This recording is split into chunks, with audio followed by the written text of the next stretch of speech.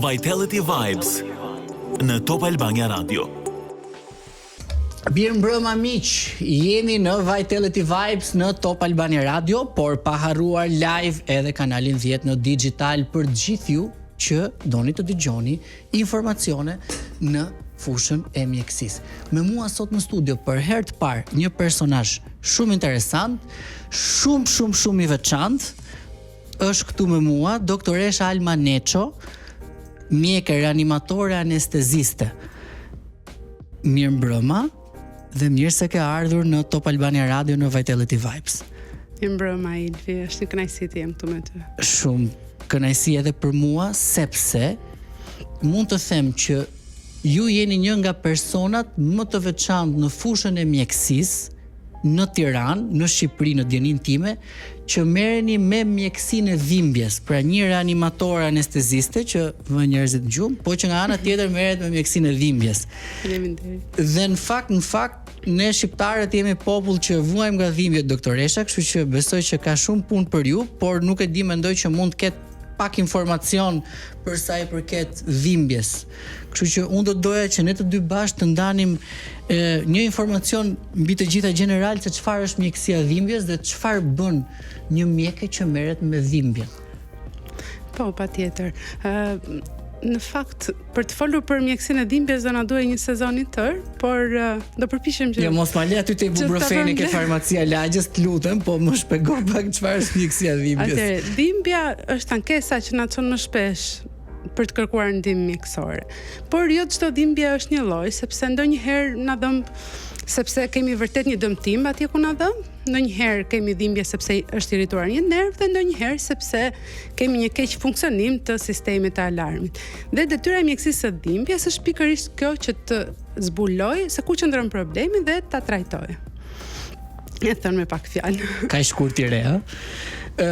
Po mirë, ne në Shqipëri, po besoj edhe në përbot, nuk është se ka një specializim konkret për dhimbjen. Do të thënë, po themi në Shqipëri dhimbjen e trajton neurologu, reumatologu, ortopedi, fizioterapisti, neurokirurgu, mjeku familjes. Do të thënë që të gjithë kanë një armë nga ana tjetër që është bloku recetave dhe që përshkruajnë medikamente për të trajtuar çdo ankesë në formën e dhimbjeve që pacienti ka. Është e vërtetë. Ku ndahet doktoresha Alma Neço nga të tjerët? Mjekësia e dhimbjes është një specialitet që përfshin të gjitha ato specialitete që trajtojnë dhimbjen, siç janë ato specialitete që përmende. Dhe idealisht një klinikë dhimbje duhet të përfshin në të njëjtën çati të gjitha këto specialitete mjekësore plus fizioterapin plus psikologun që trajtimi i pacientit të bëhet sa më mirë. Dhe në fakt secilin nga këto specialitete mund të bëjë një subspecializim për të marrë me terapinë e dhimbjes, por pjesa dërmuese e specialistëve të dhimbjes janë në fakt anestezist, sepse për nga vetë formimi i bazë që kemi ne si anestezist e njohim më mirë sistemin nervor periferik dhe qendror, pra e njohim sistemin e dhimbjes dhe dim ku të veprojmë. Pra është në disa vende mund të jetë edhe një specialitet më vete, por në shumicën e rasteve funksionon kështu, që është një subspecialitet i një specialiteti tjetër dhe ky specialitet tjetër është zakonisht anestezia. Okej, por gjithsesi një shkollë formimi për sa i përket dhimbjen e enkas nuk ka, besoj, apo jo? Jo, funksionon me trajnime ekstra, me tashime pranë klinikave të dhimbjes dhe në këtë mënyrë një specialitet i caktuar fokusohet drejt trajtimit të dhimbjes kronike. Doktoresha, kam një pikë këtu që ka një 2 javë që nuk më largohet në fakt. Çfarë do bëja për këtë dhimbje për shembull? Ajo aty mund të jetë një trigger point i muskulit trapezit. Çdo mangulje në këtë pjesën e shpinës këtu. Një nga terapitë më efektive për trigger point që janë në fakt dhimbje miofasciale që prekin muskujt dhe fasciat, që janë ato zarfat që rrethojnë muskujt, është injektimi mes fasciave i anestezisë lokale ose PRP-s. Dhe kjo funksionon shumë mirë edhe me masazhet, me fizioterapi dhe ka rezultate shumë të mira. A ikën kjo dhimbje, ikën? Se di pse unë shoh gjithmonë pacient që vijnë ndër vitesh thotë, kam një pikë këtu, kam një 20 vjet që s'më largohet kjo pika këtu. Edhe ç'është e vërteta rrallë mendoj që këto njerëz që kanë 20 vjet me një pikë dhimbje në një zonë caktuar mund t'i largohet kaq kollaj. Kjo është e vërtet, sepse sa më shumë kohë kaloj trupi me dhimbje, aq më i ndjeshëm bëhet sistemi i dhimbjes dhe aq më e vështirë bëhet dhimbja për të trajtuar nga ana jonë. Por dhimbja mund të trajtohet. Se sa do zgjasi efekti i trajtimit pa dhimbje, pra ai qëndrimi pa dhimbje varet edhe nga stili jetesës që do vazhdoj të mbaj pacientit. Nëse ai do vazhdoj të jetë aktiv, do vazhdoj të ushqehet mirë, të flejë mirë, e të tjera, që janë gjëra. Tani ne të gjithë kemi provuar në trup ç'është dhimbja. Domethënë, patjetër që dikujt i dhëm stomaku, ka një lloj dhimbje të caktuar, dikë e ka hernia diskale, ka një dhimbje këtej nga këmba. Unë bëra një shembull që thash që kam një dhimbje këtu dhe që duhet ma qetësosh etj. Nuk është që ne duhet të kërkojmë origjinën e dhimbjes, shkakun dhe të vendosim një diagnozë, apo duhet mendojmë vetëm për dhimbjen. Ju personalisht për shembull si do ta si e përkufizoni ju një dhimbje?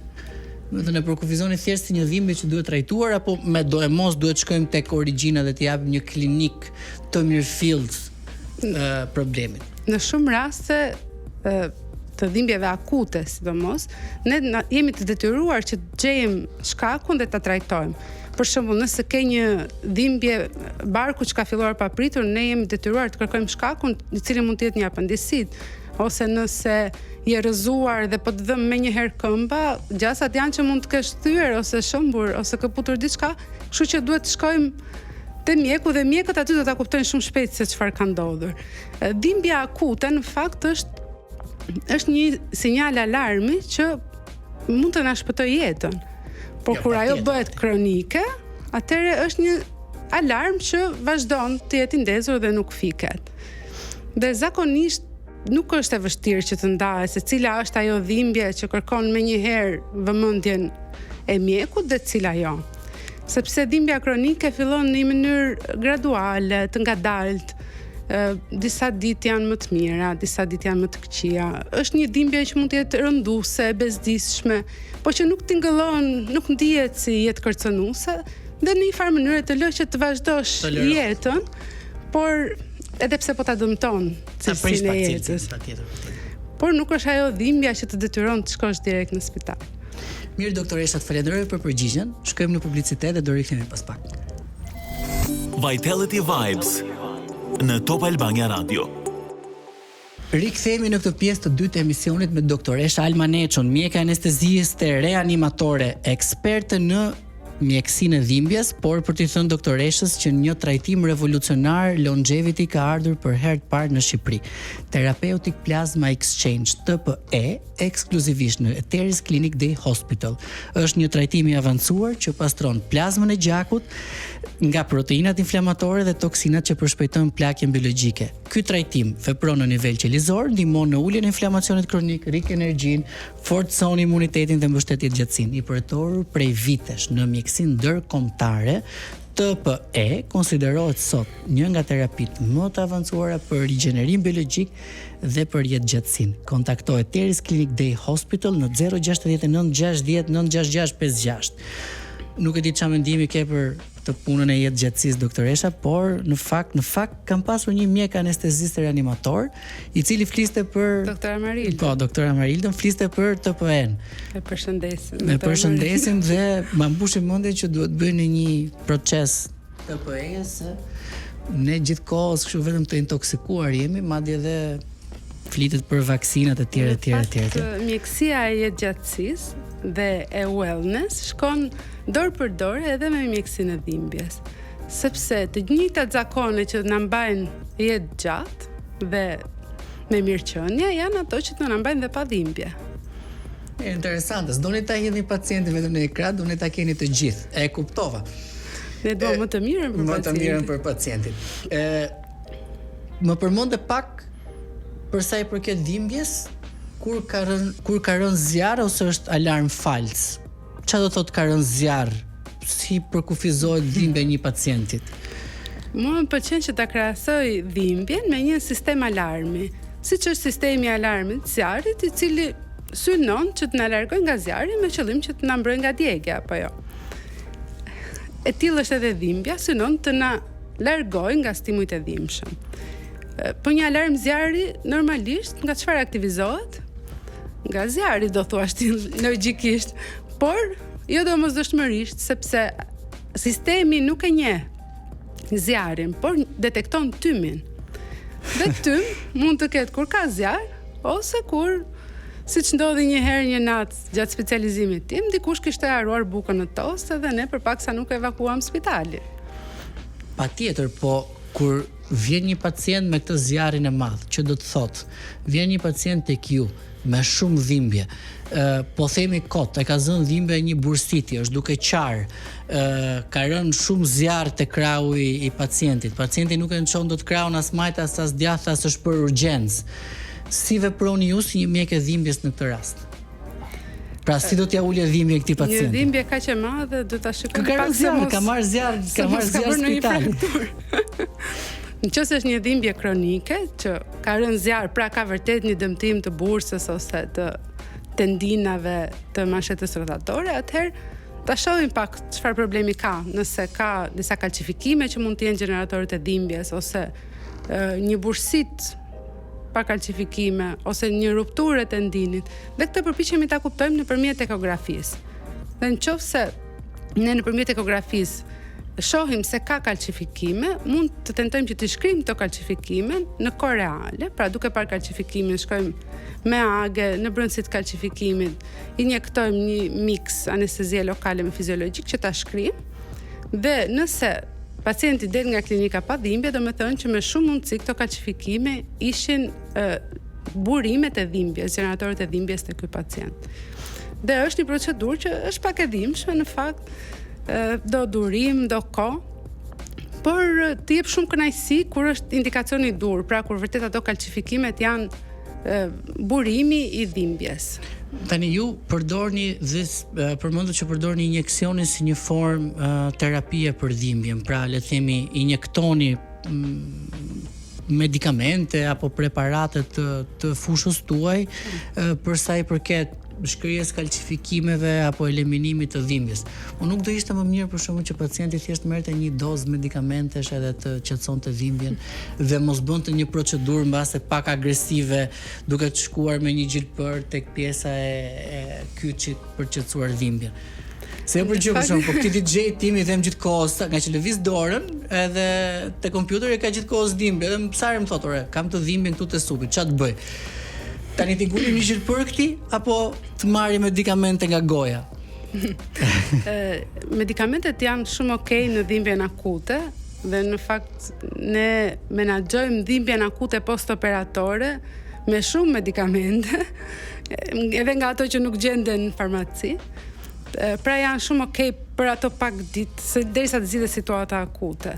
Por ato vinë me një sër efekte shansore dhe nuk mund të vazhdojnë një dhimbje kronike që zgjat me vite. Duhet të gjejmë një zgjidhje pak më afatgjatë dhe me sa më pak medikamentet. Se vinë gjitha me efekte shansore, janë të bezdisura për të marrë, askush nuk ka qef të pi ilaçe 3 herë në ditë. Vjen një sportist tek ju. Po. Ka një dhimbje kofshë se është ngarkuar shumë nga stërvitja. Shumë bërë një vrap nga liqeni, me zori lëvizin këmbët, ku dion shumë acid laktik, etj. E trajtoni ju këtë rastin për shembull? Kjo është një dhimbje akute që nuk vjen ndonjëherë tek unë. Nëse do vinte tek unë, do t'i thëja të pushonte dhe të linte trupin e tij të shërojë. Trupi ka aftësinë të shërojë.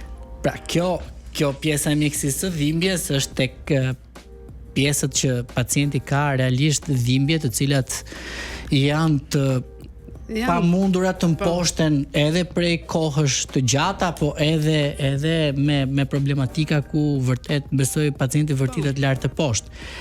Por ja u përmenda pak më përpara faktin që nuk do ishte më mirë që ju të bëni një diagnostikim dhe të shmagnit realisht problemin e pacientit sesa të trajtonit vuajtjen. Do ishte mirë, zakonisht ne dim ku është problemi. Shumë shpesh pacientët janë ashtu siç the ti që kanë shkuar shumë klinika, tashmë e dinë se çfarë problemi kanë, por vazhdojnë të kenë dhimbje. Për shembull, mund të kemi një rast që ka qenë me dhimbje gjuri prej kohësh, gjuri është bërë për protezë, ka shkuar, është operuar, në vend gjurit ka vendosur një protezë metalike. Proteza metalike nuk supozohet të dhembi, por ai vazhdon të ketë dhimbje gjuri. Në këtë rast nuk kemi çfarë të trajtojmë me gjurit, por duhet të trajtojmë ato nervat që mund të jenë ngacmuar gjatë operacionit ose mund të jenë sensibilizuar gjatë gjithë këtyre viteve që ky pacient po vuante me atë dhimbjen e gjurit. Një shumë interesante doktoresha. Ne këto nerva mund t'i desensibilizojmë nëpërmjet injeksioneve, por edhe mund t'i vrasim fare, t'i djegim nëse janë nerva që nuk kanë një funksion motor. Duhet të thrisë një neurokirurg në fakt krahas tuaj dhe një kirurg ortoped që të plaste një super sherr këtu në emision, se ku ka të drejtë njëri, ku fillon njëri dhe ku mbaron tjetri, por është interesante në fakt të di kur i trajtoni rastet kur ka rënë vërtet zjarr. Rastet që i përshtaten asaj metaforës kur ka rënë vërtet zjarr janë këto problemet kronike, për shembull të shtyllës kurrizore ose të tendinave, të muskujve, të artikulacioneve. Këto janë ato raste ku ka vërtet një dëmtim i dorë dhe ai dëmtim vazhdon të dhëmbë. Unë këtu përpiqem që të mbaj një qasje regenerative, që sa të mundemi të rigjenerojmë atë dëmtim që ka ndodhur, por gjithsesi kryesisht fokusi është tek dhimbja, sepse në fund të ditës pacientit nuk i duhet nëse i është përmirësuar rezonanca apo pamja në grafi, por i duhet që të jetojë pa dhimbje. Dhe në fakt nuk ka ndonjë lidhje drejt për drejt midis atyre imazheve që ne shohim në grafi apo në rezonancë dhe dhimbjes që ka pacienti. Ne kemi parë pafund grafi që janë të frikshme për të parë, por ndërkohë pacienti nuk ka ankuar kur dhimbje. Dhe kundërta shohim grafin perfekt dhe pacienti ankon për dhimbje. Ke shumë të drejtë, doktoresha Alma, sepse unë jam nga ata njerëz që i them pacientit nuk ka rëndësi se si e zgjidh. E rëndësishme është që dhimbja të largohet, edhe nëse përdor domate me sheqer në shtëpi, qep me krip çfarë të duash, e rëndësishme është që dhimbja të zgjidhet. Mirë, DJ Kedos thotë që do të shkojmë publicitet, do rikthehemi pas pak. Vitality Vibes në Top Albania Radio. Rikthehemi në këtë pjesë të tretë të emisionit, por pa harruar suportin ton kryesor, Laboratori Intermedica, kur ishte hera e parë që kontrolluar shëndetin e plot të fëmijës suaj. Rritja e shëndetshme nuk varet vetëm nga ajo që shohim, por edhe nga ajo që shpesh kalon pa vënë re. Analizat e detajuara ndihmojnë në identifikimin e hershëm të çdo problematike dhe në ruajtjen e një zhvillimi të shëndetshëm. Me check-up pediatrik në Intermedica, ju mund të zgjidhni ndërmjet 2 paketave të dedikuara, të ndërtuara për të ofruar një vlerësim të plot dhe të besueshëm laboratorik për fëmijën tuaj. Siguri më e madhe për prindrit dhe kujdes më i mirë për fëmijët, sepse ka dhe konsult pediatrike falas. Për çdo informacion në 042 200 600, sepse në Intermedica doktoresha live needs care. Po ne do i rikthehemi dhimbjes, sepse është me shumë interes për gjithë dëgjuesit, gjithë vuajmë nga dhimbjet, gjithë kemi pasur dhimbje, qof dhimbje koke, qof dhimbje duarsh, qof ndonjëherë identifikojmë si dhimbje reumatizmale, gjithmonë themi më kam çik dhimbje, kam nga reumatizma, kam nga lagështia etj. Sa nga postura, domethënë format janë nga më të ndryshme. Por dua të di pak çfarë do ishte në mjekësinë e dhimbjes një tym pa zjarr. Në fakt këto janë buka jonë e përditshme në mjekësinë e dhimbjes. Janë ato raste kur për shembull të dhem këmba, por dhimbja në fakt nuk po vjen nga këmba, por po vjen nga shtypja e një rrënje nervore për shkak të daljes së mbërthamës së diskut. Ajo që gjithë e njohim si ngacmimi i sciatikut nga hernia diskale. Por ka dhe raste të tjera që janë më pak të njohura nga publiku, por jo të rralla në praktikën tonë, siç janë dhimbjet kronike postoperatore. Sepse gjatë një interventi mund ndodhi që një nerv të dëmtohet, por më shpesh akoma mund ndodhi që nervi të ngeci në përfibroza gjatë procesit të shërimit. Dhe në këto raste shfaqet me një dhimbje, që është dhimbje neuropatike, e cila nuk është aty ku ndihet, por është për shkak të nuk gjenerohet nga aty ku ndihet, por është për shkak të ngacmimit të këtij nervi aty mes fibrozave. Dhe ju shkoni injektoni, çfarë bëni në këtë rast për të çliruar nervin? Ne shikojmë me eko, identifikojmë planin anatomik ku ndodhet nervi, që ne dyshojmë se po shkakton këtë dhimbje, dhe e çlirojmë nëpërmjet injeksionit. E shikojmë në kohë reale se si çlirohet nervi, dhe nëse ne kemi goditur në shenjë, pra e kemi gjetur se cilin nerv e ka shkaktuar këtë dhimbje, çlirimi nga dhimbja duhet të jetë menjëhershëm. Dhe kjo, nëse jemi me fat, kjo mund të jetë edhe terapeutike, jo vetëm diagnostike, por edhe terapeutike. Nëse dhimbja është akoma e freskët dhe nervi nuk është dëmtuar dhe sistemi i dhimbjes nuk është sensitivizuar aq shumë, atëherë mund të kemi sukses edhe me injeksionin e parë. Por, nëse e kemi lënë për shumë kohë, sistemi i dhimbjes është bërë hiperalert, mund të na duhen disa procedura për ta desensibilizuar këtë nerv dhe për ta fikur atë alarmin.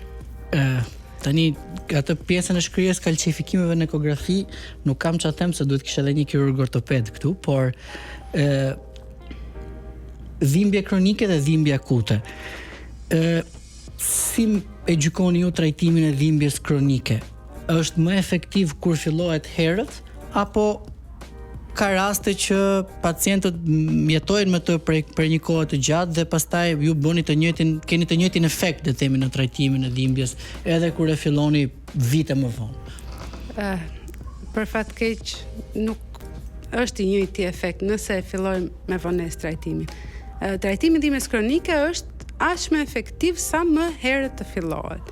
Problemi është që këto dhimbje fillojnë në mënyrë tenzare, disa ditë pacienti mendon se do bëhet më mirë dhe e vonon. Për më tepër në Shqipëri kemi një kulturë durimi gati të admirueshme, sidomos gratë. Ne nuk duam të ankohemi, po edhe nëse na ankohemi për shumë kohë, fillon rrethi jon, nuk na merr më aq seriozisht.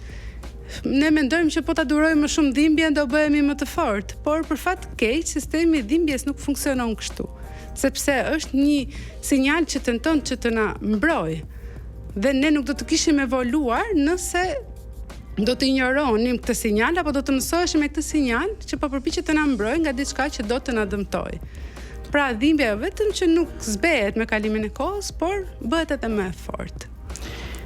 Tani ne themi shpesh që ajo që nuk të vret të bën më të fortë. A ka raste kur pacientët bëhen realisht më të fortë nga durimi i dhimbjes për një kohë të gjatë? Në rastin e dhimbjes kronike, ajo që nuk të vret të bën më të ndjeshëm. Dhe në fakt është një situatë jo e rrallë në mjekësinë e dhimbjes, se pacienti vjen dhe thotë, unë kam duruar shumë më keq se kaq. Unë çfarë nuk kam kaluar, pse duhet të bëhem unë kështu për një dhimbje? Por sepse është pikërisht kështu, sepse ato që ti ke kaluar, jo domosdoshmërisht të kanë bërë më të fortë, mund të kenë bërë edhe më të ndjeshëm ndaj dhimbjes. Po mirë doktoresha, a duhet të kenë pacientët dhimbje? Se unë shoh nga ata për shkakun që s'duhet të kenë asnjë dhimbje fare në trup, 0. Ka raste që pa trupi njeriu të s'ka asnjë dhimbje, asnjëherë?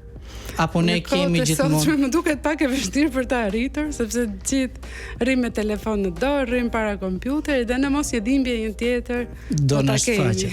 Ideja është që të arrim një gjendje me sa më pak dhimbje, ose një gjendje ku të paktën të kemi një coping, një bashkëpunim të mirë me dhimbje dhe mos e lejojmë dhimbjen që të na vëj poshtë dhe mos na lejë të jetojmë.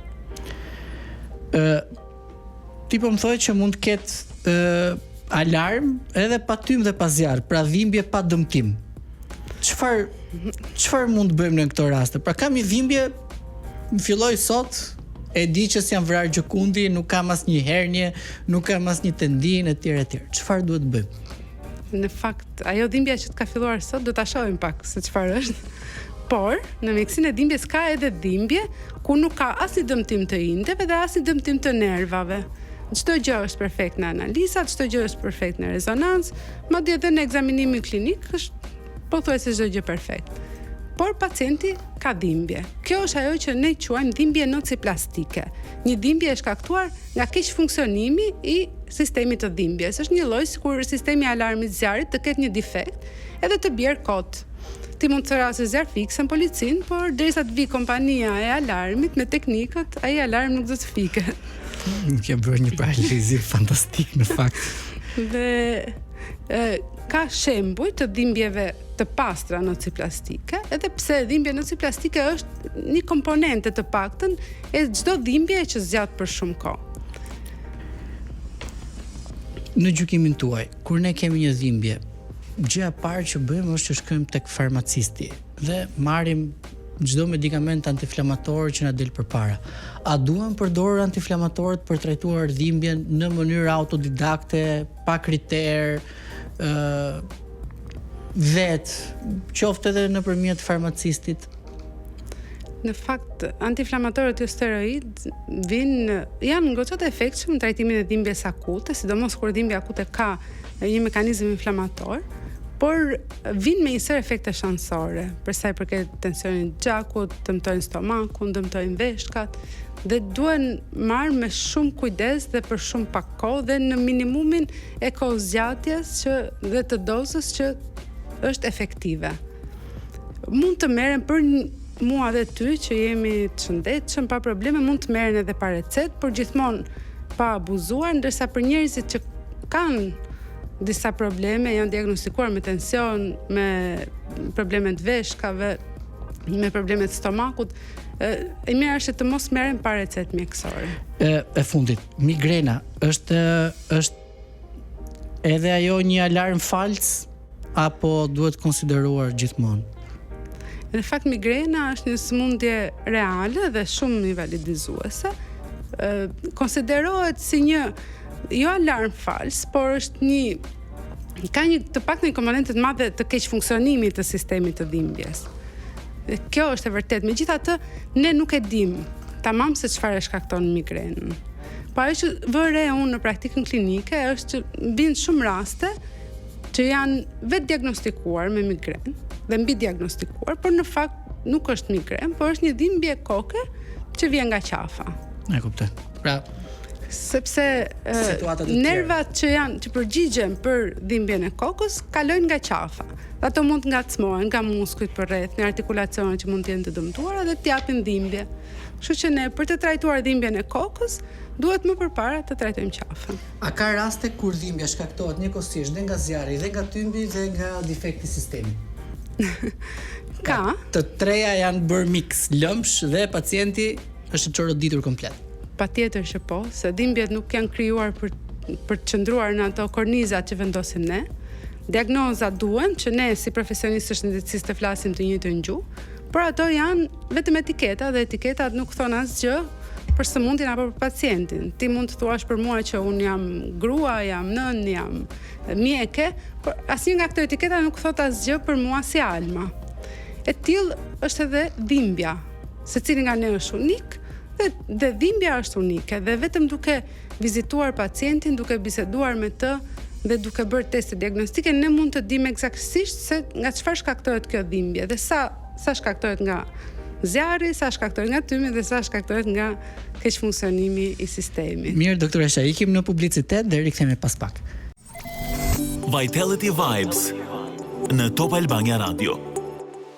Rikthehemi në këtë pjesë të fundit të emisionit miq. Me mua Ilvin dhe doktoresh Alma Neço, specialiste në mjekësinë e dhimbjes. Nga ana tjetër është mjeke anesteziste dhe reanimatore, pa harruar këtë fakt, e cila po na tregon të gjitha informacionet dhe shumë pikpyetje që kemi mbi dhimbjen në trupin ton. Por doktoresha, në këto momente të fundit do doja që të ndanim një rubrikë që ne kemi për të gjithë të ftuarit, që quhet mit edhe fakt, dhe patjetër që duhet të heqim disa kuriozitete, po dhe disa hipotetizime që kemi në trurin ton për sa i përket dhimbjes dhe për gjithë ata që na dëgjojnë. Do t'i shëmbi mitet. Rubrika mit dhe fakt. Stresi e shton dhimbjen apo jo? Fakt. Stresi e shton dhimbjen. Tashmë është e mirënjohur që faktorët psikologjik, si stresi, ankthi, katastrofizimi i dhimbjes e ushqejnë dhimbjen dhe na pusin në një rreth vicioz. Më shuaj edhe këtë kuriozitetin. Ka shumë literatura që thonë emocionet e pashprehura përshtaten në trupin ton si forma të dhimbshme. Çfarë është kjo? Tym, zjarr apo defekt sistemi? Defekti sistemi. Okej. Po është e vërtetë ama. Patjetër. Trupi mban shënim çdo gjë. Okej. Ku i mban shënim? Sigur ta dija. Okej, do ta them unë pastaj ku i mban shënim. Ja këtu. Jo.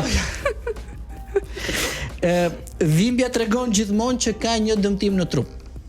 Mit, ne mund të kemi dëmtime të mëdha në trup dhe asnjë dhimbje, ashtu sikurse mund të kemi asnjë dëmtim dhe shumë dhimbje. Okej. Nëse rezonanca del normale, themi që dhimbja është psikologjike. Mit. Rezonanca është një fotografi, është një imazh statik, nuk tregon asgjë as për dinamikën dhe as për dhimbjen e pacientit. Një stil jetese i shëndetshëm mund ta ul dhimbjen. Pakt. Patjetër që po. Mos më shiko ashtu. Okej. Vrap nga liçeni që të gjithë edhe mos abuzoni. Nëse kemi dhimbje duhet të pushojmë. Kjo mund të jetë vërtet për pak ditë, por në terma fatgjatë na dobëson pushimi, na dobëson muskujt, na shton frikën nga lëvizja dhe eventualisht na rëndon dhimbjen. Ka raste kur pushojmë duke, domethënë, kur dhimbja na ikën duke bërë aktivizim muskular ose aktivizim përgjithshëm të trupit, në pishinë, në not, etj. Te dhimbja kronike po, aktiviteti fizik është një nga trajtimet, duhet konsideruar si një ilaç që kemi tek ajo kutia. Kurse dhimbja akute, këmbët lart, qetësi. E kuptova. Dhimbja kronike është pjesë normale e moshës? Mit, sepse dhimbja kronike prek çdo moshë, për fat keq, dhe nuk është asnjëherë normale. Dhimbja kronike është mit, pra nuk është asnjëherë normale. Një mesazh të fundit para se ta mbyll. Ke dëgjuar ndonjëherë për terapinë kraniosakrale? Jo, është një terapi me duar që heq dhimbjen. Okej, do ta provoj. Një mesazh të fundit para se ta mbyllim. Çfarë duhet të bëjmë ne që mos kemi dhimbje akute ose kronike në trupin ton për gjithë ata që na dëgjojnë? Si të shpëtojmë nga dhimbja, si ta parandalojmë dhimbjen dhe si të jemi më mirë me veten tonë dhe me trupin ton pa pasur asnjë dhimbje, qoftë akute, qoftë kronike. Në rast parë mesazhi kryesor është që askush nuk duhet t'u japë medalje se dorua dhimbjen kaq vite. Kështu që shkoni diku. Sepse ai dikush do di që t'ju ndihmojë në një farë mënyre. Dhe që mos na zëri dhimbja? Që mos na zëri dhimbja duhet të vazhdojmë të lëvizim, të mos qëndrojmë gjithë ditën para kompjuterit dhe para telefonit. Kështu që të bëjmë sa më shumë aktivitet fizik. Të ushqehemi mirë, me një dietë antiinflamatore, të reduktojmë stresin, të bëjmë një gjumë të plotë dhe cilësor. Këto alkoola, drogat na bëjnë punë që të na heqin dhimbjen apo na shtojnë? Për fat të keq, mund ta heqin ato 5 minutë, po pastaj e shtojnë. Mirë miq, ishte doktoresh Alma Neço në Vitality Vibes në Top Albania Radio, eksperte për mjekësinë e dhimbjes për herë të parë, një eksperte në mjekësinë e dhimbjes në Shqipëri në një emision besoj të lezetshëm për shëndetin. Doktoresha, ishte kënaqësi që të ndaja këtë emision me ju. Faleminderit dhe besoj që do takohemi sërish. Faleminderit, ishte një kënaqësi. Gëzojeni ditën me diell, mos harroni takimin ton të ardhshëm ditën e shtunë në orën 7 me 8 të darkës dhe mos harroni, shëndeti është gjithmonë i pari. Natë e mirë dhe mirë dëgjofshim.